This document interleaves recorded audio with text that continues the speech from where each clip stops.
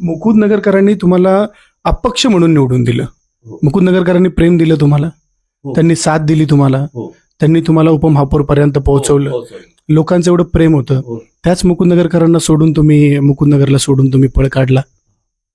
मला मुकुंदनगर सोडून पळणे काढ. आज मी मुकुंदनगरमध्ये माझं घर आहे तिथं. मी मुकुंदनगरमध्ये रोज माझं जाणं आहे. मी पळणे काढला. मी माझे काही प्रॉब्लेम असल्यामुळं मी राजकारणातून म्हणजे थोडक्यात मला उभा राहता नाही आला त्या टायमाला. का राजकारण सोडलं तुम्ही? मला ते ऍडजस्ट होत नव्हतं. म्हणजे माझ्या घरी करायला हजारो लोकांची मनं तोडून तुम्ही निघून आला. नाही हजाराच्या लोक.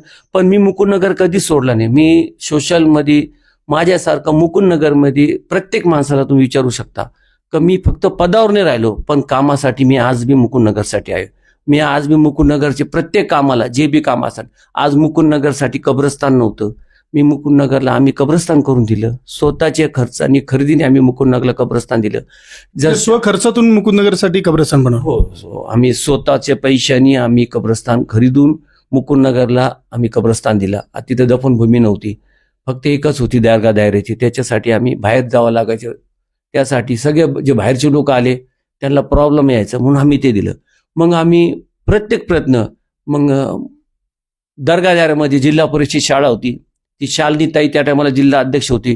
तर त्या टायमाला आम्हाला मुन्शी रफिक मुन्शी म्हणून त्यांची ओळख असताना आम्ही त्याला प्रयत्न करून शाळा दिली. अशी कोणती मुकुंदनगरला आज बी मुकुंदनगरसाठी